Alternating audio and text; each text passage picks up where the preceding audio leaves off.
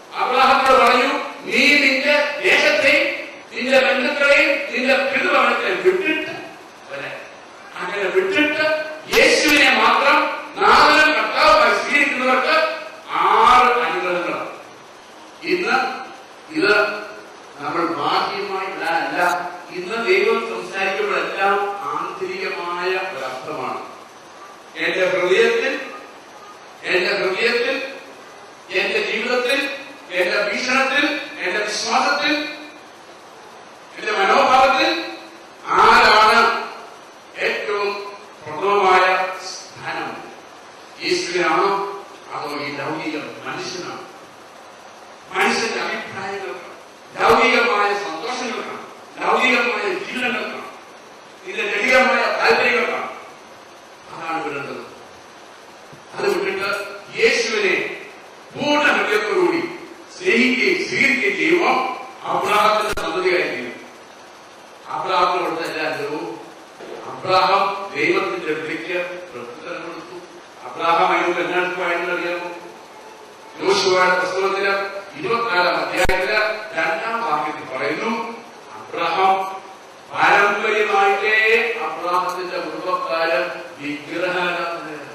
അങ്ങനെ വിഗ്രഹങ്ങളെ ആരാധിച്ചിരുന്ന അബ്രഹാം ദൈവം വിളിച്ചപ്പോൾ അവന്റെ ദേശത്തെയും അവന്റെ ബന്ധുക്കളെയും അവന്റെ പിതൃഭവനത്തെയും അവന്റെ വിഗ്രഹാരാധനയെല്ലാം വിട്ടിട്ട് ദൈവം വിളിച്ച വഴിയെ പോയി.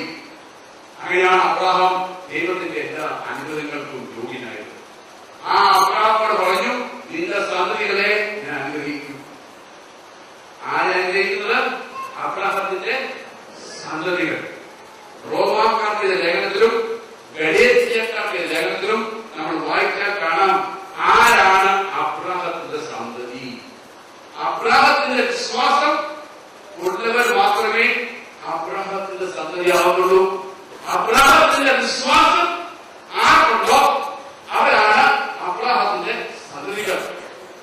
ഇന്ന് അബ്രഹാമിനോട് കൊടുത്ത ഈ വാഗ്ദാനങ്ങളെല്ലാം എനിക്കും നിങ്ങൾക്കും ഉള്ളതാണ്. പക്ഷെ അത് ലഭിക്കുന്നില്ലെങ്കിൽ അതിന്റെ കാരണം യേശു ക്രിസ്തുവല്ല. ദൈവത്തിന്റെ വിളിക്ക് പ്രത്യുത്തരം കൊടുത്തിട്ടില്ല. ദൈവം വിളിക്കുന്നു, സർവ മനുഷ്യരെയും വിളിക്കുന്നു. ആ വിളിക്ക് പ്രത്യുത്തരം കൊടുക്കാനുള്ള സ്വതന്ത്ര മനസ്സ് എനിക്കും നിങ്ങൾക്കും ദൈവം തന്നിട്ടുണ്ട്.